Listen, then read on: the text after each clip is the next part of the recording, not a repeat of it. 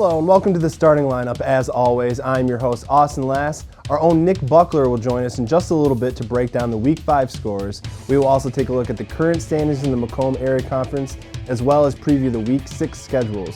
But before we get to that, let's take a look at the Week 5 highlights for your Utica Chieftains and Eisenhower Eagles. It's rivalry time in Shelby Township. The Eisenhower Eagles taking on the Romeo Bulldogs. Eisenhower starting off on the ground. Jack Perventure busting this one outside for 6 yards. Back and forth now. Romeo with the ball. Austin Malzewski.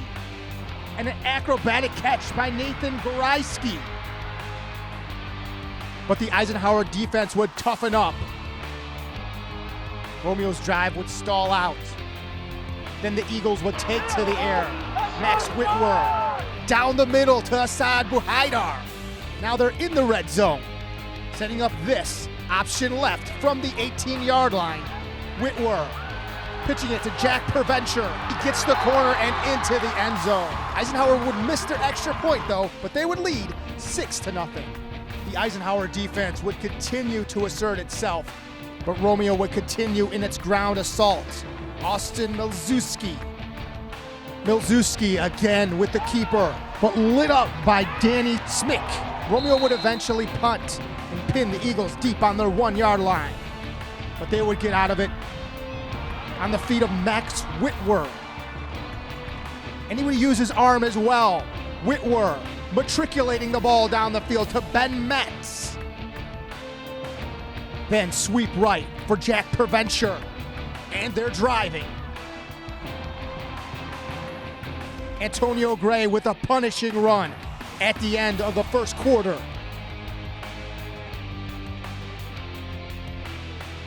Max Whitwer again hooking up with Ben Metz down to the 9-yard line of the Romeo Bulldogs. Topping off their drive, Jacob Albright sprinting into the end zone. This time they would make the extra point and go ahead 13-0. But Eisenhower wouldn't stop with their tough defense, denying Cade Mesner. So the Romeo Bulldogs would try to get it done through the air. Austin Malzewski and Eric Freeman finally being pushed out at the Eisenhower 45. Some red zone defense for the Eisenhower Eagles. The Lucas Jelly sacks Austin Malzewski. And the Bulldogs would have to settle for a field goal going into the half. Score 13-3, Eisenhower lead. Second half just as punishing as the first. Salvatore Battaggio for the Eisenhower Eagles. Tackling Cade Mesner 5 yards deep. But Austin Malzewski with a quarterback keeper would get them down to the 5-yard line. And that's where the drive would end. But Romeo would tack on 3 more to make it 13-6. Later on, Romeo trying to even up the score. Austin Malzewski, 37 yards down the field to Cade Mesner. And Cade Mesner would finish the drive for the Romeo Bulldogs, spinning into the end zone to make it 13-12. After an Eisenhower penalty, Romeo would go for 2. And after faking a handoff, Austin Malzewski diving in for 2 points. And Romeo takes the lead, 14-13. Eisenhower with just 1:29 left. And Max Whitwer would go to work, connecting with Jax Eggert. Time running out. Whitwer to Jax Eggert again, down to the 19-yard line. And it would all rest on the foot of Anthony Tocco. 37-yard field goal attempt for the game. Snap and hold are good. The kick is up. Off the crossbar and in. And Eisenhower takes this one. Final score, Eisenhower Eagles 16, Romeo Bulldogs 14. More Week 6 action as the Utica Chieftains take on the Cousineau Patriots. The Patriots would receive the opening kickoff. and the drive would get started with a nice swing pass from Ben Malziak to carry to Bose Jr., who takes it up the field for a nice gain and a Patriots first down. Malziak and the Patriots would continue to go to the air as Malziak throws a deep pass down the middle, and it is caught by Max Schulte, who takes it deep into the red zone. Now deep in the red zone, Malziak fakes the handoff and bulldozes his way in for the game's first touchdown. The extra point is good, putting the Patriots up 7-0. But the Chieftains would answer quickly on their first drive as Patrick O'Connor finds Slater Lutz over the middle, and Lutz takes it all the way to the house for a Chieftains touchdown. The extra point is good, tying the game at 7. The Patriots would get things going on the ground to start their second drive as DeBose Jr. takes the handoff for a big gain near midfield. A few plays later, Lewis McCaskill takes a handoff, runs up the middle, gets outside, and is tackled out of bounds near the red zone. Working on that same drive now in the second quarter, DeBose Jr. takes the handoff, runs near the sideline, stops, and throws a pass to Carter O'Donnell, who catches it in the end zone for a touchdown. The extra point is good, putting the Patriots up 14-7. The Chieftains' next drive would stall out, but on the punt attempt, the snap is high and goes over the head of O'Connor, who corrals it, but is unable to get rid of it and is tackled inside the 10-yard line. The Patriots would quickly capitalize on the Chieftains' miscue as Malziak fakes the handoff and finds his way in for another Patriots touchdown. The extra point is good, putting the Patriots up 21-7. After 3 punts and a turnover on downs, the Chieftains would finally capitalize on their 5th drive as Nathan Ayers takes the handoff up the middle and takes it in for a Chieftains touchdown. The extra point is good, and the Chieftains are now down 21-14. But the Patriots would answer, wasting no time getting down the field on their next drive as Malziak finds Schulte on a screen pass. Schulte finds some space, gets outside, and is pushed out of bounds deep into Utica territory. Malziak would cap off the drive on this touchdown pass to Carter O'Donnell, netting O'Donnell his second touchdown catch of the game. The extra point is good, putting the Patriots up 28-14 with 50 seconds left in the first half. With time winding down before the half, O'Connor finds Dominic Carrera deep down the middle, who makes the catch and gets it near the red zone. With just seconds left in the first half, O'Connor throws up a prayer, and it is caught by Carrera in the back of the end zone for a touchdown. The extra point is good, and the Chieftains are only trailing 28-21. Utica would get the ball first in the second half. After working it into Patriots territory, O'Connor just misses on another pass to Carrera in the end zone. Knocking on the doorstep now, Nathan Ayers takes the direct snap, loses his footing, and fumbles on the goal line, and it is recovered by the Patriots.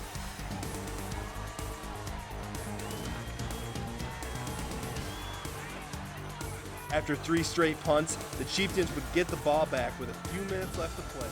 O'Connor caps off the drive with another deep pass to Carrera, who catches it in the back of the end zone for another Chieftains touchdown. The extra point is good, tying the game at 28 with 2 minutes and 30 seconds left to go in the game. The Patriots would get one last chance to win the game, and they would not waste the opportunity. The drive would get started with a nice pass from Malziak to Daniel Carnegie, who takes it into Chieftains territory. Then, DeBose Jr. takes another handoff up the middle and gets it near the red zone. DeBose Jr. would cap off the drive with a short touchdown run. The extra point is good, putting the Patriots up 35-28 with 11 seconds left to play.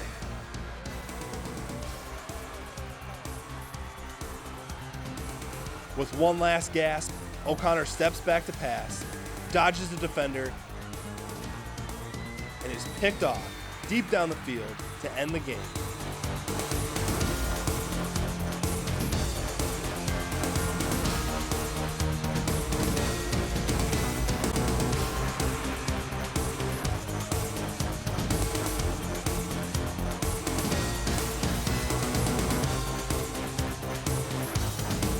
The Patriots would go on to win a wild one, 35-28. I was out covering the Chieftains game. It was another tough loss at home that was decided with less than a minute to go. They had a similar game at home a few weeks ago against Grosse Pointe South where they gave up the winning touchdown with less than a minute to go. If they would have won those games, they'd be 3-0 in the conference and 4-1 overall, but instead they lose both of those games. They're now 2-1 in the conference and 2-3 overall. They have winnable games left on the schedule, Fraser in Week 8, Stevenson in Week 9, but they have two tough tests ahead of them. They will take on Chippewa Valley at home in Week 6 and Lance Trues North at home in Week 7. Nick, what are your thoughts about the Chieftains, their loss, and their season going forward? You know, I really don't think you should read too much in depth about these losses. They've been in the game, and really that's all you can ask for to this point, Austin. Just to get those young players the experience of being in a game late and trying to work on closing out the games for the future and build for years to come. Obviously, if you would have told me they'd be 2-3, I'd be like, wow, that's good considering the teams they've played. To be in a game so close with Grosse Pointe South, and then again this week, obviously, it was Cousineau. And then they were in a close game with Anchor Bay last week, and they won that one. So I really don't think you should look too much into it. Obviously, shoulda, woulda, coulda, but here's what they are. They're 2-1 in the conference, which is pretty good, and 2-3 overall. Still some good games left, and who knows, they could take down a team like Chippewa, who's seen struggles this year. Well, and they still have a chance to, get that automatic bid by winning all 4 games. They can get in with 5. It's hard, but it's possible. So, finishing out the season, I'd like to see them get to at least 4 wins, maybe 5. But I think 4 or 5 is about where they're going to get. Don't think about playoffs. It's cliche for people to say we're going to take it one game at a time. But really, that's what you have to do when you have such a young team. Don't think, man, these young guys are going to think playoffs. If we win out, if we win 3 games, we could. Don't look at that. Just look at the team you have this week and one at a time. Yeah, just 1 week at a time. Exactly. And while Utica had a tough loss, it was nice to see Eisenhower continue their winning ways, this time by winning a close one against defending Division I state champion Romeo. They are now a perfect 5-0 on the season and will only need to win 1 out of their 4 remaining games to get an automatic bid to the playoffs. Nick, sky's the limit for this team. Where do you think they're going? Like I said last week, until they lose a game, I got to keep having their back. Romeo won the Division I state championship last year, like you said. It's a different team, but it was a very exciting ending, 16-14 the final, the onside kick, the storming the field. But that's all secondary. It's the product on the field, and right now it's a pretty superior product. And that Romeo game, I think, was one of the tougher games to play. The biggest game left I see on the schedule is Warren Mott in Week 8, I believe. And they're also 5-0. They're also unbeaten. Do I think they'll be unbeaten at the time? No. They struggled last week against Dakota, but Dakota's a powerhouse. Although they've lost 2 games already this year. Warren Mott isn't the team they were last year. However, they're gonna try to keep proving me wrong, and they might. But I think that's going to be the only real test left on the schedule. Yeah, I think they'll lose to. I think Mott will lose to Romeo, and I think they'll have 1 loss going into that game. But I think you can make a pretty strong case for Ike to go undefeated. They got Lance Trues North this week, tough team on the road. You never know how that's going to go. But then they have Stevenson, and they have. Stevenson's the kind of team too that you got to worry about. They're not playing really well that much this year. They're still in the MAC Red, and they're still a threat. They're a good program with good coaching staff, so they could sneak up on you at any given time too, so don't take them for granted. And I think Dakota speaks to how good the MAC Red is. You have Warren Mott and Eisenhower both undefeated, and then you have Dakota who has 2 losses. But it's a game of inches, and that's just what we've seen. The Romeo game with a different roll of the ball really could have been 16-14 the other way, or 16-13. It's really a game of minutes and seconds, and that game could have easily been a Romeo victory last week. It very well could have. Now let's take a look at the Week 5 scores in the MAC Red. Warren Mott won 42-24 at Chippewa Valley. Mott is now a perfect 5-0, while Chippewa Valley drops to 2-3 on the season. The Big Reds defense has allowed their opponents to score over 36 points 3 times this season, and they have given up 42 points in back-to-back games. They lost in Week 4 at Eisenhower 42-0. As we just saw moments ago, Eisenhower defeated Romeo 16-14, handing the Bulldogs their first loss in the conference and their second loss on the season. Meanwhile, Eisenhower has improved their record to a perfect 5-0, And Dakota wins a road shutout 42-0 at Stevenson. The Titans have now been shut out twice this season. They also lost 42-0 in Week 1 versus Detroit Catholic Central. The defense has given up at least 36 points 3 times this season, and to make matters worse, the offense has only scored 14 points this season outside their 35-0 win against Sterling Heights in Week 3. So Nick, what are your takeaways from the MAC Red scores? The Chippewa defense really struggling in the last 3 weeks. It really is not like them at all. When I came into the game that we did for the Shelby TV Game of the Week against Eisenhower, Chippewa Eisenhower, and they didn't show up, and I was hyping their defense, hyping their running game, and neither showed up, and it was almost a bloodbath, if you will, for the Eagles in that game. So that really surprises me, and Stevenson getting blown out, as bad as they have been, is really out of the ordinary for them as well. Yeah, not the fact of them just losing, just getting blown out almost every time you win. They've only scored 14 points in 3 games outside of the win against Sterling Heights, so it's got to be a cause for concern. And even back when we were in high school, it wasn't that long ago, Stevenson was the team to beat. Stevenson and Dakota, and frankly, we didn't win any of those games, but it's completely different now. They're not the team to beat. They're rebuilding, and it's kind of wondering, how are they going to go? Are they going to stay in the red? Are they going to move to the white? Who knows? Yeah, and we'll see how they look going forward the rest of the season. Exactly. And now let's take a look at the MAC White scores in Week 5. L'Anse Creuse North embarrassed its rival L'Anse Creuse at home by a score of 51-2. The Crusaders have now scored at least 42 points in 3 games this season, improving their record to a perfect 5-0. Port Huron won 45-6 at Fraser. The Ramblers have given up at least 42 points in back-to-back games and have now lost 4 straight games since their opening week win against Port Huron Northern.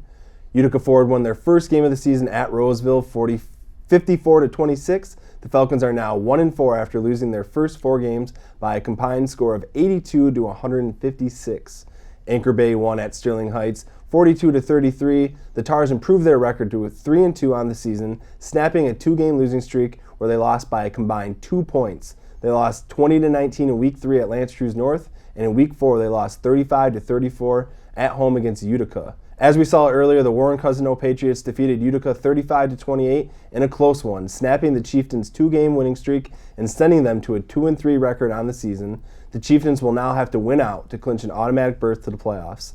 And to round things out, Grosse Pointe North defeated their in-town rival, the Grosse Pointe South Blue Devils, 8-4. It's a score that you may typically expect to see in a baseball game. The loss ended the Blue Devils' pursuit of a perfect record, dropping them to 4-1 on the season. So Nick, what are your takeaways for the scores in the MAC White? Well, I heard Ford getting the win, and I was pretty excited. That's good to see them. We talked about last week just getting a win for the year. It's tough to come out and play for pride every week. So getting that first win is really big for them. They're a really young team, new coaching staff in there, so that's good. And then the big rivalry game we talked about, obviously, GPN, GPS. Did you say 8-4? 8-4. So that's a pair of safeties for Grosse Pointe South. So yes. If you had their defense on your high school fantasy team, you did pretty well.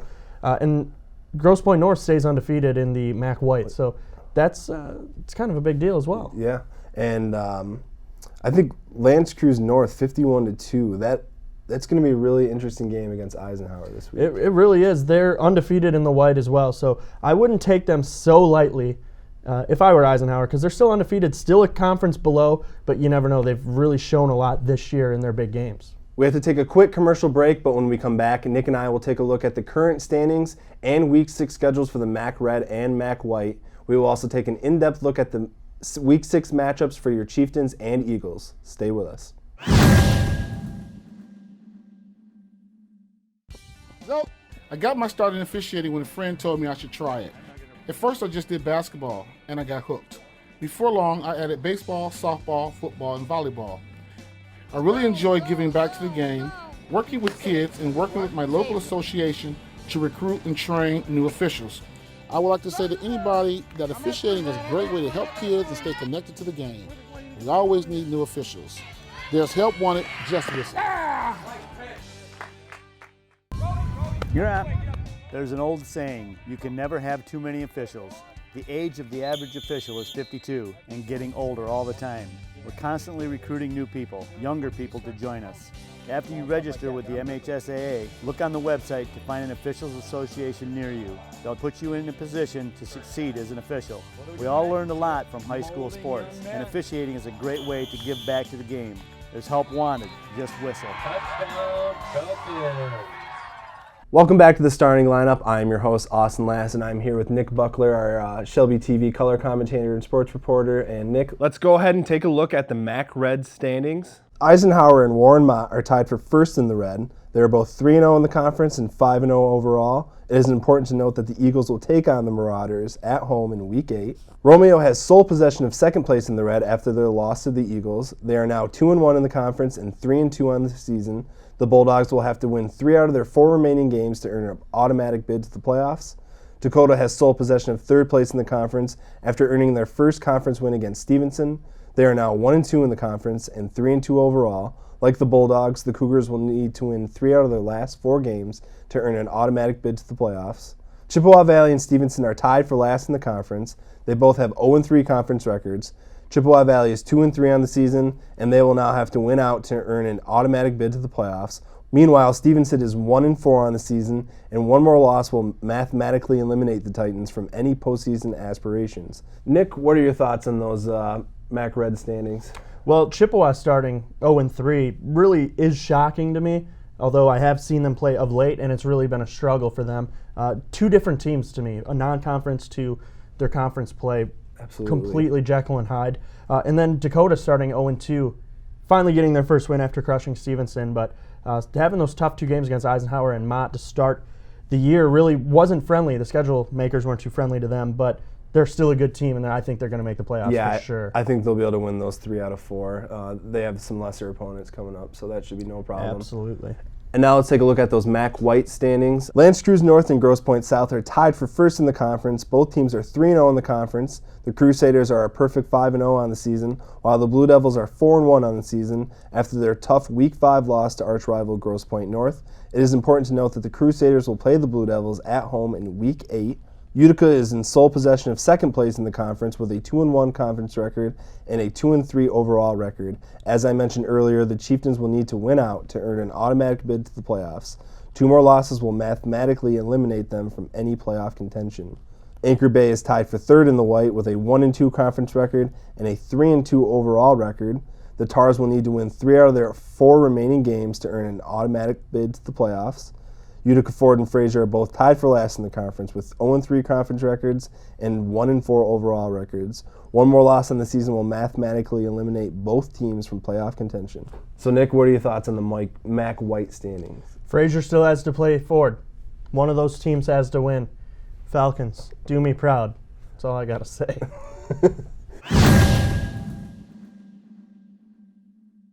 The MAC Red and the MAC White will go head-to-head in Week 6 as each game will feature a team from both conferences, so let's go ahead and take a look at that Week 6 schedule. The Grosse Pointe South Blue Devils will go on the road to take on the Romeo Bulldogs. The Fraser Ramblers will travel to Warren Mott to take on the Marauders.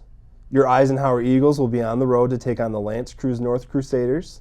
The Stevenson Titans will travel to Anchor Bay to take on the Tars. Dakota will travel close to home to take on the Utica Ford Falcons. And for our Shelby TV Game of the Week, the Chippewa Valley Big Reds will take on your Utica Chieftains at Barney Swinehart Field. We will take a more in-depth look at your matchups for your Eagles and Chieftains in just a little bit. So, Nick, what other games besides Ike and Utica do you have your eye on? Well, Warren Mott is at home. They're playing a lesser Fraser team in a lesser conference. Should be an easy one for them. Don't take Fraser lightly is all I'm going to advise to the Marauders in that. Dakota playing Ford. Yeah. That game should be a blowout, but you never know. Think back to the first year, 06, when Dakota won the state championship. They had 1 loss on the year. It was homecoming against Ford. We won. That's right, the Falcons.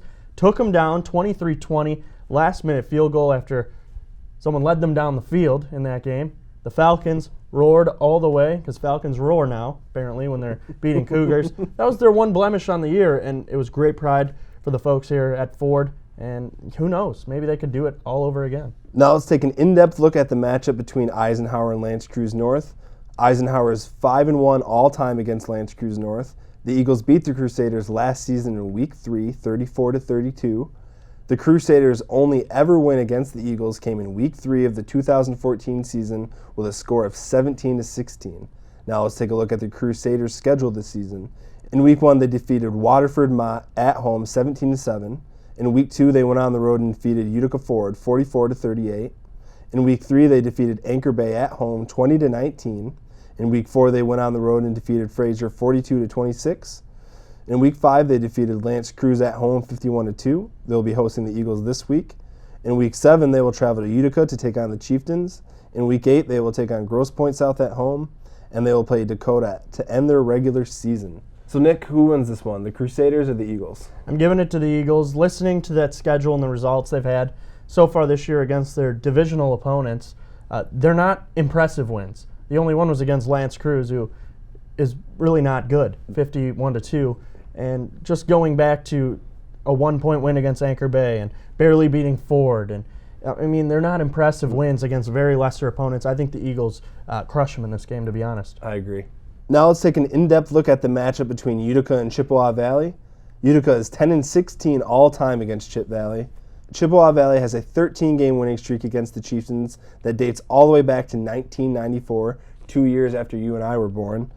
Utica's last win against Chippewa Valley came in Week 7 of the 1993 season with a score of 30-13. Now let's take a look at the Big Red's schedule this season. In Week 1, they defeated Lake Orion 27-7 at Wayne State University.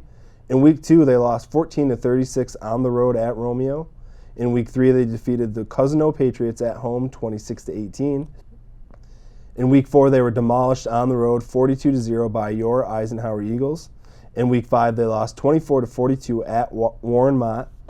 They play the Chieftains on the road in Week 6. In Week 7, they will take on the Dakota Cougars at home. In Week 8, they will play Stevenson at home. And in Week 9, the Big Reds will travel to Anchor Bay to take on the Tars. So, Nick, who has the edge in this one, the Big Reds or the Chieftains? It's really a tough one. I'm going to give the edge to the Chieftains in this game only because of the sloppy play from Chippewa of late. And the Chieftains have been in some real close contests, and I think that's going to give them the edge. When it comes down to the latter stages of the game, late in the fourth quarter and the game's on the line per se, I think the Chieftains have the upper hand. Therefore, I'm going to give them the edge and give them the win in this one. I hate picking against the hometown team, but I think this is going to be a get-right game for the Big Reds, and I think they're going to get their season turned around, get back to 3-3 with a good chance of getting into the playoffs. You're not going to do the viewers any justice talking like that. I know. It's just I was at that. I was covering that Chieftains game at Warren Cousineau, and there's just a lot of things that happened that really concern me. A punt snap going over the punter's head and getting down on the 5. Just all kinds of miscues, mistakes everywhere. It's just hard for me to pick them after seeing that. Those are valid points. I think the Chieftains are going to get right and beat a team while they're down. I think that would be a very good win for them, and especially to beat a MAC red opponent. Yeah, and to have Stevenson left, I mean, you could finish 5-4, and I think for the Chieftains this year, that would be pretty good success, even whether you make the playoffs or not. Absolutely, especially with the first-year head coach. Matt Marulli, yeah, he's pretty good coach so far. Yeah, absolutely. Well, that's all the time that we have for this week's episode. Next week, we will break down the Week 6 highlights and scores, and we will also get you ready for the Week 7 action. But until then, check out all of our episodes, full-length games, and highlights on the Shelby TV website and YouTube page. I wanted to thank Nick Buckler again for joining us. I am your host, Austin Lass, saying so long, and make sure to check us out on the next week right here on Shelby TV.